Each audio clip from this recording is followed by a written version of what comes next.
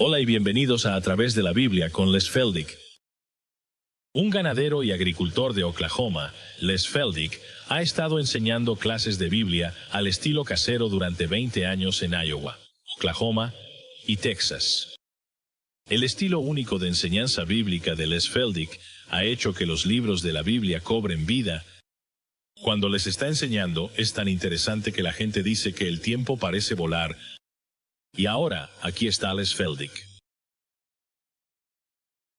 Bien, volvamos directamente a donde estábamos en 1 Corintios 15.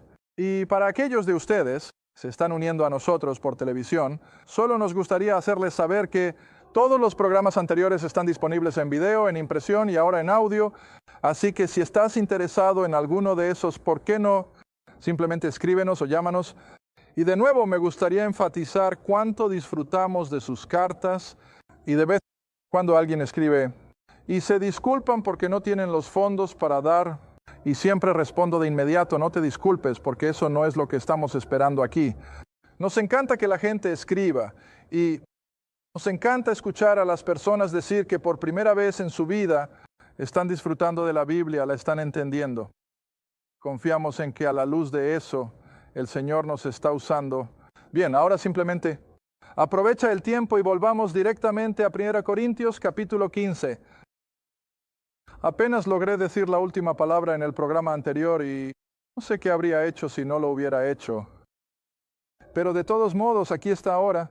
Entonces, 1 Corintios 15, versículo 10, la palabra PRO. Y estábamos en Efesios 2, por supuesto, donde Él enumeró todas las cosas que eran parte del pasado de cada uno de nosotros. Pero Dios, mira, esa es la otra cara. Ya no somos lo que somos lo que somos, no porque hayamos hecho tanto, sino porque Dios lo ha hecho todo. Ahora, de la misma manera aquí, el apóstol Pablo no afirma que recibió su apostolado porque estaba tan educado, lo cual por supuesto había sido. Él no afirma haber sido el apóstol de los gentiles por algún mérito de su parte, sino 1 Corintios 15, ahora el versículo 10, pero por la gracia de Dios soy lo que soy. Sabes, de vez en cuando surgen cosas en nuestra clase y tenemos discusiones. Y esa es, por supuesto, la parte que los televidentes no ven. En nuestras clases locales simplemente nos divertimos mucho discutiendo las cosas. Hace mucho tiempo surgió el tema, ¿cuál es la diferencia entre gracia y misericordia? Merlin consiguió un programa de computadora con todo el griego y todas las ramificaciones del hebreo. Así que una vez le dije, Merlin, ¿te gustaría hacer un pequeño trabajo? Le dije, busca la diferencia entre gracia y misericordia. La otra noche él lo contó. Y ya sabes, no he podido sacármelo de la cabeza desde entonces. Lo compartí con la clase anoche y aquí viene de nuevo. La gracia es ese atributo de Dios, ese favor inmerecido que hace posible el derramamiento de su misericordia.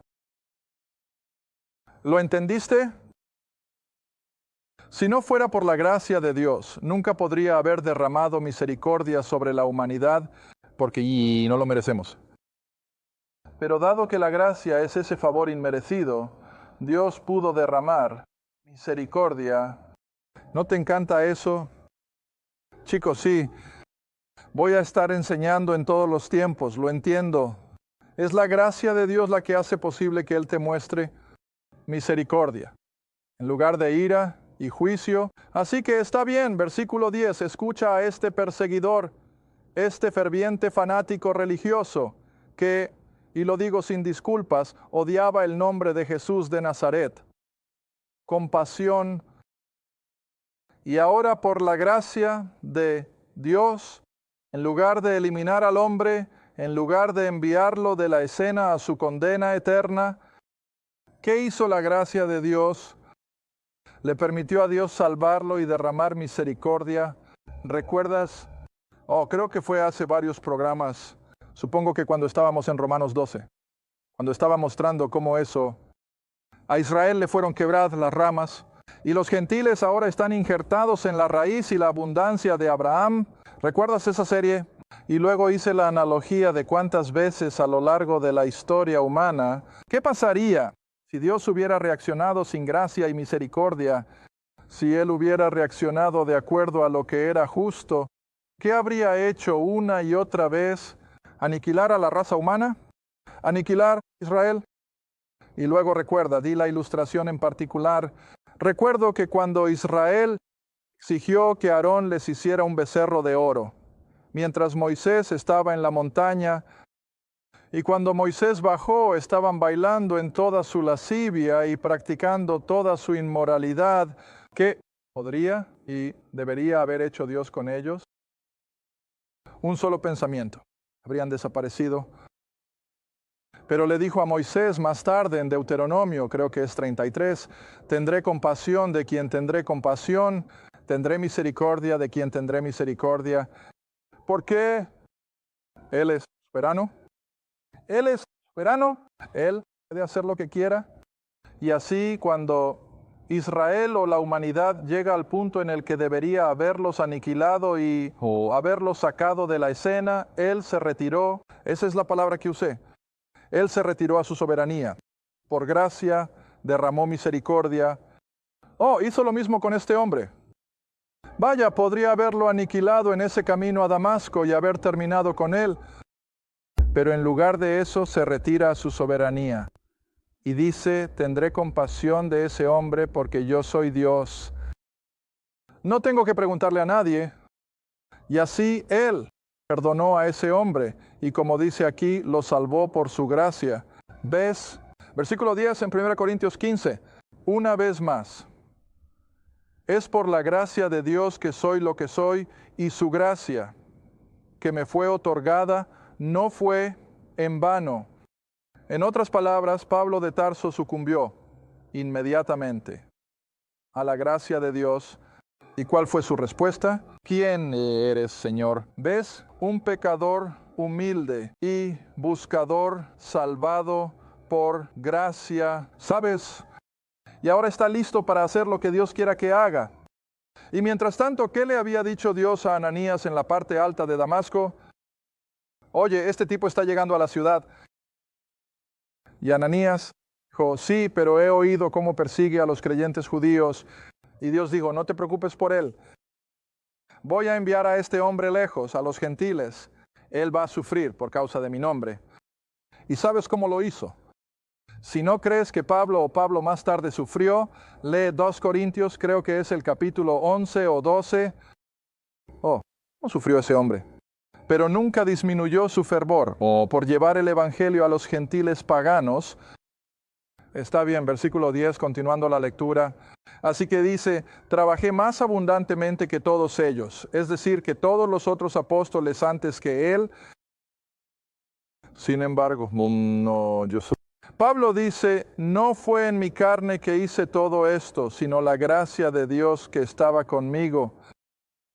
Por lo tanto, versículo 11, ya sea yo o ellos, así predicamos. Y así, dice, tú crees, y eso lo sacó de su paganismo. Y de nuevo, tengo que constantemente recordarles a las personas que no te conviertes en cristiano, al seguir un cierto conjunto, un ritual, o reglas y regulaciones, o un procedimiento establecido, esa es la palabra que estoy buscando. ¿Cuántas denominaciones, la mía incluida, espera que las personas pasen por un conjunto de procedimientos y luego de repente la iglesia los declara, sí, eres un cristiano, no tienes de qué preocuparte, estás en camino a la gloria? No, ese no es el caso. Tenemos que creer en el Evangelio y luego estas otras cosas tienen su lugar adecuado. Absolutamente.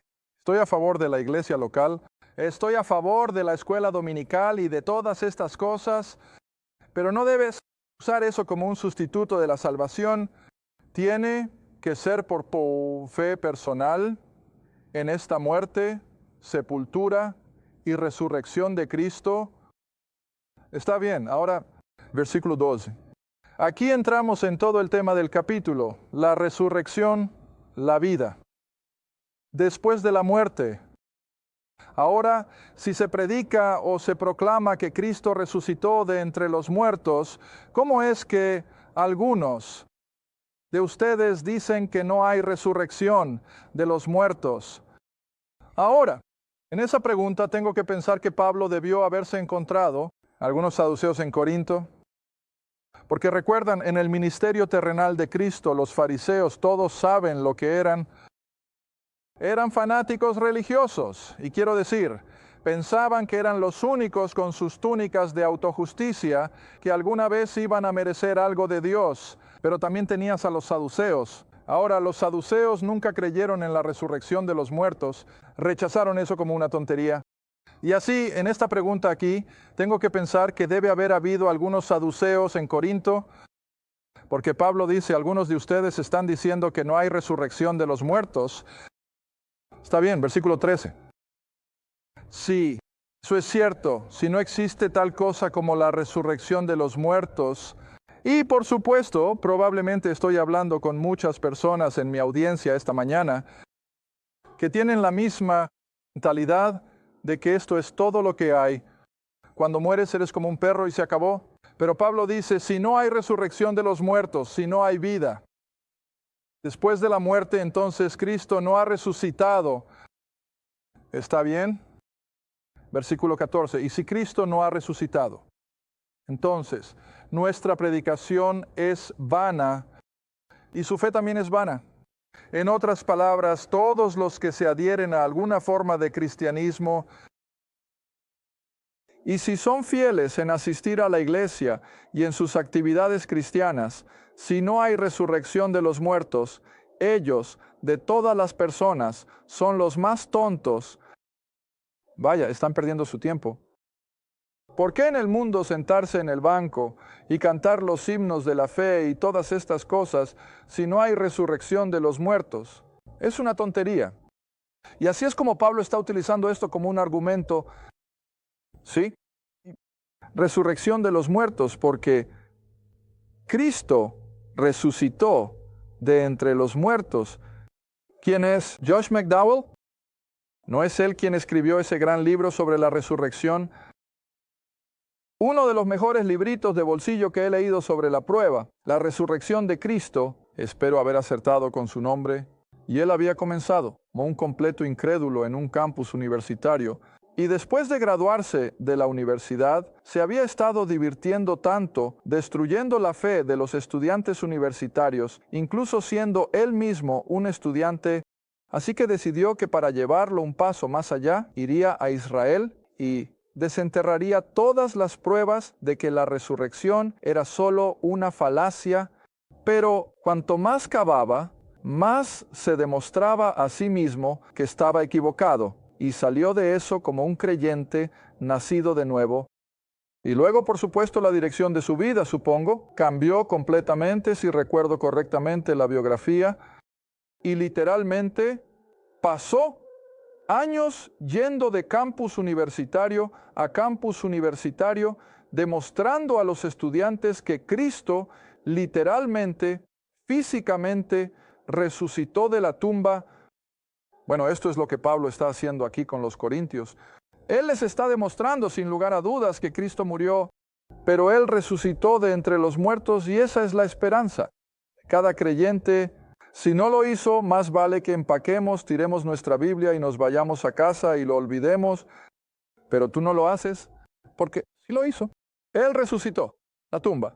Creo que compartí con algunas de nuestras clases, eso fue antes de la última grabación o desde la última grabación, recibimos una carta de una señora en una de nuestras áreas de televisión y una que conocimos mientras estábamos viajando y leí su carta y las lágrimas simplemente comenzaron a caer por mis mejillas. No pude evitarlo.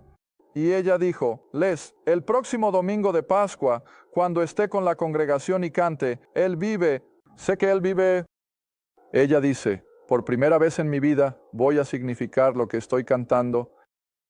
Y ya sabes, estoy seguro de que ella había sido una buena miembro de la iglesia durante años y años. Creo que la chica probablemente estaba en sus 30. Era una madre joven, tenía niños pequeños, pero lo que sea. Aquí es donde están tantas personas. Hablan sobre la resurrección, cantan sobre ella y tienen un asentimiento mental al respecto, pero nunca han experimentado realmente el poder de la resurrección en su propia vida. Y esto es lo que Pablo está tratando de enseñar aquí, que en el corazón de nuestro evangelio no es solo que Cristo murió, una muerte de mártir. No fue solo ejecutado por una turba enojada, sino en los anales de toda la eternidad, Dios ya lo había puesto en marcha, que Él moriría y derramaría su sangre. Él pagaría la deuda del pecado por toda la raza humana, no solo por el creyente. No creo en la expiación limitada. Creo que Él pagó la deuda del pecado por cada ser humano que ha vivido. Pero no sirve de nada hasta que la persona lo crea personalmente. Y luego, por supuesto, se benefician. Está bien, continuando con la lectura. Versículo 15. Sí, somos hallados falsos testigos de Dios, porque hemos testificado de Dios que Él levantó a Cristo, a quien no levantó. Si es así, que los muertos no resucitan, porque si los muertos no resucitan, entonces Cristo no ha resucitado. ¿No puedes separarlos? No puedes separar la resurrección de Cristo de la resurrección del creyente. Están ligados y por supuesto la razón. Y ahora volvamos un minuto a 2 Timoteo. Y de camino para en Efesios, primero pensé que no tomaría tiempo, pero creo que lo haré. Para en Efesios,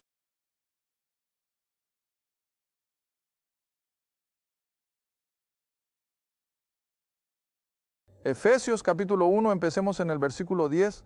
Ahora, aquí hay una de las cartas pequeñas a las que aludimos hace varias semanas, que Pablo escribió desde la prisión en Roma y nos lleva a la atmósfera más elevada de la doctrina cristiana, o a las aguas más profundas, como prefieras verlo.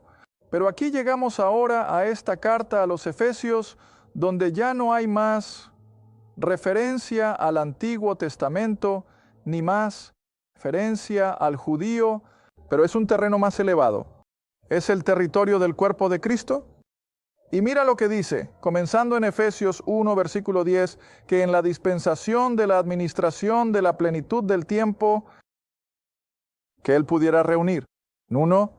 Todas las cosas en Cristo, tanto las que están en el cielo como las que están en la tierra, todo será consumado, incluso en Él, en quien también nosotros, como creyentes gentiles especialmente, hemos obtenido una herencia, siendo predestinados según el propósito de aquel que obra todas las cosas conforme al consejo, su propia voluntad.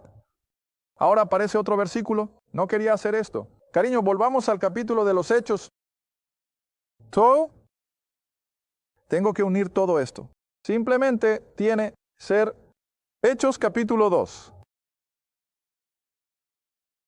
Ahora recuerda lo que acabo de leer, que todas estas cosas se van a unir en Cristo para cumplir el propósito. De Él, quien obra todo o consume todo, después del consejo. O-U-N-S-E-L. No C-O-N-C-I-L, sino S-E-L. En otras palabras, eso es un acuerdo de ideas. Está bien, tienes Hechos capítulo 2, comenzando en el versículo 22. Hombres de Israel, Pedro grita a esa enorme multitud en Pentecostés. Hombres de Israel, escuchen estas palabras.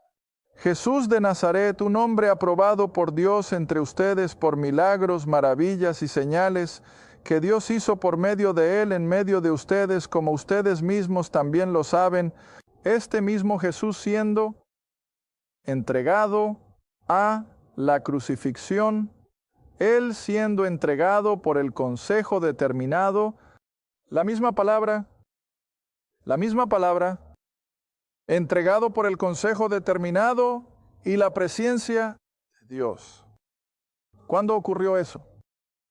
Muy atrás, en la eternidad pasada. No sabemos cuán atrás. Puede que haya sido hace miles de millones de años que este consejo de la deidad determinó que un día la tierra sería creada para ser habitada. Él pondría al hombre en ella y al hombre se le daría esa elección de libre albedrío para responder a su amor o rechazarlo. Y para llevarlo a una consumación, Él fue a eso. Oh, todo estaba en el cumplimiento de ese consejo predeterminado de la deidad. Está bien, ahora entonces vamos. Sigue con 2. Timoteo, espero que aún puedas mantener todo esto junto.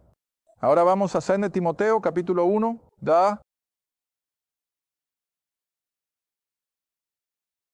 Timoteo, capítulo 1, versículo 9. Luego Timoteo, capítulo 1, versículo 9. ¿Quién, hablando de Dios en el versículo 8, quién nos ha salvado, nos ha llamado con un llamamiento santo, no según nuestras obras, sino según su propio propósito y gracia? ¿Ves cómo esa palabra sigue apareciendo?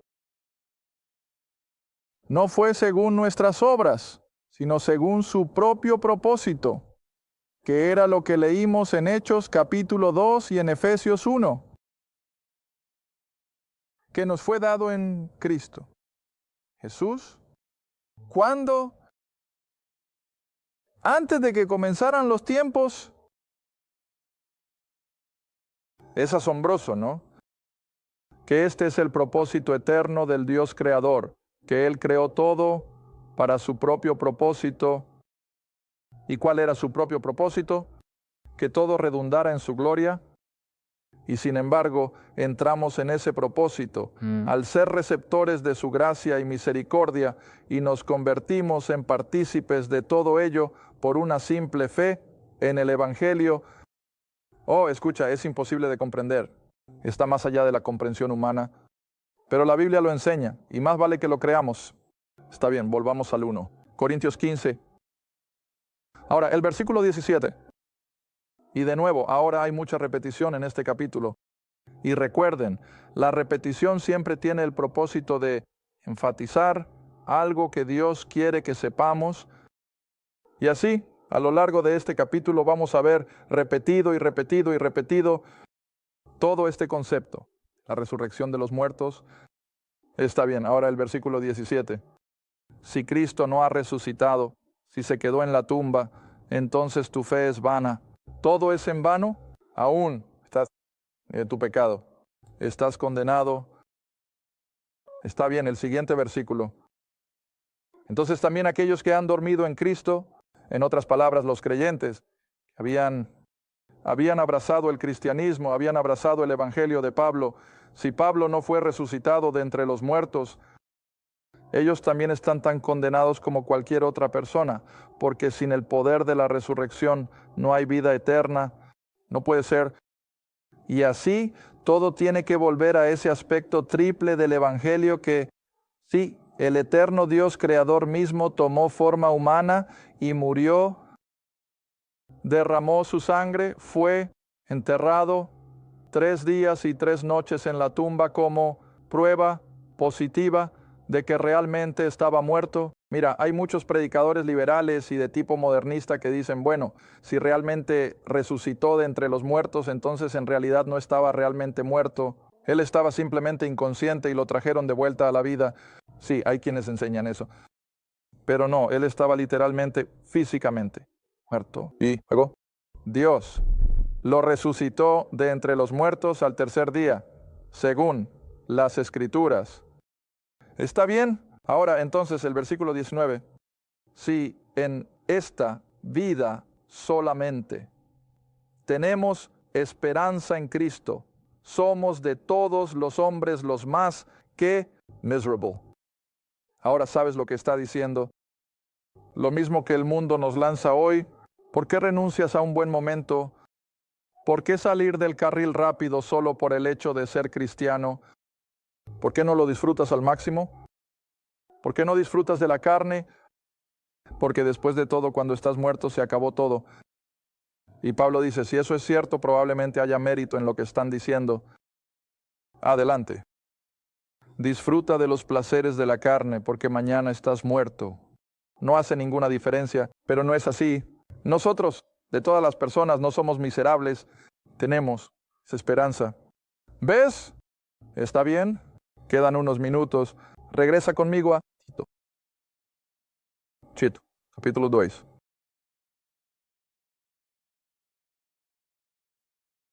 Oh, nunca lo olvidaré.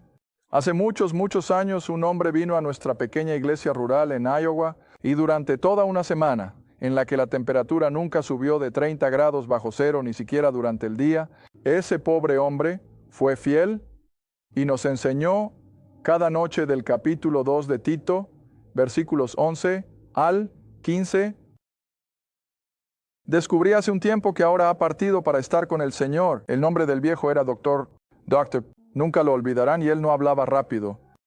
Hablaba muy despacio, pero cada palabra era como si saliera un camión lleno durante toda la semana con estos pocos versículos. Y gran parte de lo que enseño, supongo, es lo que he recordado de lo que él compartió con nosotros durante esa fría, fría semana de invierno. Versículo 11, porque la gracia de Dios. Aquí está de nuevo. Mira, puedes escapar de ello. En todas partes que vayas en las epístolas de Pablo, ahí está la gracia. La gracia de Dios y trae salvación y se ha manifestado a todos los hombres. Ahora, eso significa lo que dice. Ahora, mucha gente se pregunta, bueno, sin el beneficio de la radio, la televisión y la página impresa, ¿cómo cubrió el Evangelio todo el mundo conocido en ese entonces, que por supuesto era principalmente el Imperio Romano, durante la vida de Pablo? Ahora, ¿no quieres recordar? Solo pudo estar allí unos 35 años, si cuento el tiempo bien, ¿verdad? No, ni siquiera tanto. Se convirtió alrededor del 37 y fue ejecutado en el 67, 30 años de ministerio. Y sin embargo, pudo escribir por inspiración que todo el mundo, conocido en ese entonces, ahora recuerda, es el mundo, conocido en ese entonces, había escuchado el plan de salvación. ¿Cómo pudo haber pasado eso? Bueno, ya sabes, no siempre tienes que ver todo en el panorama general. ¿Recuerdas cuando estaba bajo arresto domiciliario en Roma y tenía soldados romanos custodiándolo 24 horas al día? Bueno, el ejército romano rotaba a sus soldados en los lugares de servicio, así que en esos 2 o 3 años que Pablo estuvo bajo arresto domiciliario en Roma, ¿quién sabe cuántos soldados romanos estaban de guardia cuidándolo? No sabemos cuántos, 2, 3, 4 a la vez. Pero a medida que me rotaban fuera de la casa de Pablo, ellos iban a los rincones más lejanos del imperio, en un solo lugar. Dijo que incluso llegaron al palacio de César. Bueno, sé una cosa, cualquiera que pasara tiempo en la casa de Pablo se iba un creyente, estoy casi seguro de eso. Y así, como resultado del ministerio de Pablo a sus guardias, quienes a su vez iban a áreas de servicio por todo el imperio, todo el mundo, sí, creo esto, todo el mundo conocido en ese entonces, había escuchado el plan de salvación. Está bien, quiero avanzar rápidamente. Así que esta gracia de Dios nos enseña que, negando la impiedad y los deseos mundanos, sí, por supuesto lo hacemos, no creemos en simplemente satisfacer la carne. Vive, porque mañana mueres. Pero negamos la impiedad y los deseos mundanos y vivimos sobria, justa y piadosamente en este mundo presente. El versículo 13 es la mejor parte de todas. Estamos constantemente buscando esa bendita esperanza y la gloriosa aparición del gran Dios y nuestro Salvador Jesucristo. ¿No es algo? ¿Esa es nuestra bendita esperanza? Una vez le pregunté a alguien, ¿cuál es la bendita esperanza? Oh, él dijo que cuando muera iré al cielo. Esa no es la bendita esperanza. Esa es una esperanza gloriosa, sí. Pero la bendita esperanza es la pronta aparición del gran Dios y nuestro Salvador Jesucristo. ¿Por qué? ¿Porque Él resucitó de entre los muertos? Gracias por ver A Través de la Biblia con Les Feldick, un estudio bíblico semanal. Si deseas más información sobre los ministerios Les Feldick, un estudio bíblico en tu área, o sobre este programa, escribe a Les Feldick Ministries, Ruta 1, Caja 760, Quinta, Oklahoma 74552. Esa es la Ruta 1. Caja 760, Quinta, Oklahoma 74552. A Través de la Biblia con Les Feldick es apoyado por los espectadores, y tu donación es apreciada. Gracias y asegúrate de sintonizar la próxima vez para A Través de la Biblia con Les Feldick.